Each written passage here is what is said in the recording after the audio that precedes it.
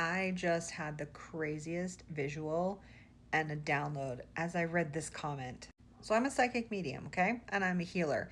And as something I've seen in my work when I was doing a lot of client work, removing attachments, finding all the energies that were contributing to people's less than stellar habits, okay? There was a time period where a lot of what I was seeing is spirits or entities following around the living, fucking shit up. Now, I don't talk about this often because I don't like to perpetuate the idea that we can just be victims of spirits and not even know it, because it's not quite that simple. It's a lot more nuanced than that. But I was going through that period of time so I could gain an understanding of the dynamic that can sometimes happen. And really what's happening is it's all about vibration and intention. And remember, nothing is an accident. We're never hapless victims. We have to be a match for the experience. So either it's in something that we believe, we have experienced, or our soul contract needs us to experience. Okay, so nothing's ever just random.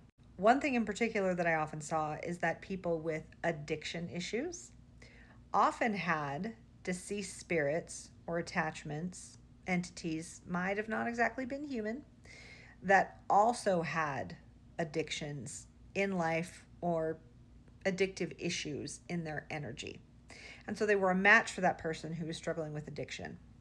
Because sometimes what can happen, those spirits either don't know they're dead or don't want to be dead yet. They are so attached to their addiction that they don't want to leave. Instead, they hang around the earth plane. They try to influence humans. They try to even get inside the body of a human experiencing addiction so that they can feel the high from their addiction again. Okay, that's a lot. I know. And what does this have to do with this comment? Think about it. What if there are thousands, millions of soldiers who died in war, and the trauma and the sudden shock, they don't know they're dead yet? Or alternatively, it's not an active haunting. They're not actually here still. Spirits cross over with or without our help. Their spirit guides are always there to help them.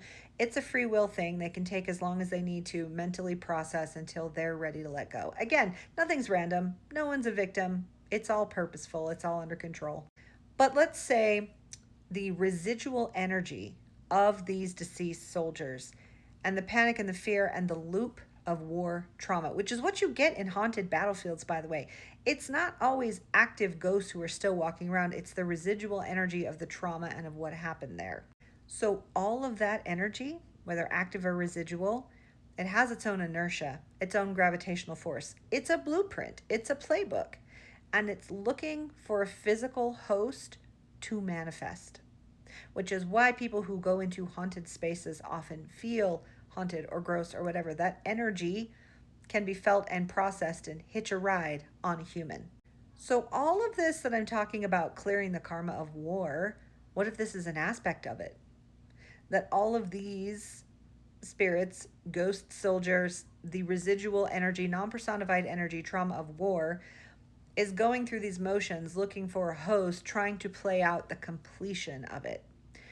So if we've got big boys and their big toys cosplaying war, as I talked about in my previous video, this provides a physical outlet for them to experience it and see, oh, this happened. No one died. The humans are moving on. It's safe now for me to go. And this doesn't have to just happen through actual war. This can happen through things like protests and like individuals, perhaps former soldiers or retired military, people who are having a change of heart and they're saying, you know, when I was young, I believed in the glory and that's what made me enlist. But then I saw the truth for myself and I no longer feel that way. That's clearing the karma of war. And a soldier who's hanging out, maybe they're a special guardian, maybe they're a loved one, an ancestor who also went through war, and they see the living have the change of heart, or maybe they're helping them, guide them to a change of heart. All of these spirits, they don't necessarily want to keep experiencing the same thing. They want us to break the cycle because they live vicariously through us. So as they help us break the cycle, we break the cycle. This is why I say it's never random. We're never hapless victims. Like attracts like. We help each other or we live out through each other. It's all connected. So love this comment. Thank you, Christy. That sent me on a wild journey. I don't talk a ton about my mediumship. because it's not the primary thing that I do. I'm a healer first and a teacher second. Uh, but mediumship is wild, y'all. Mediumship is wild, and I have some stories.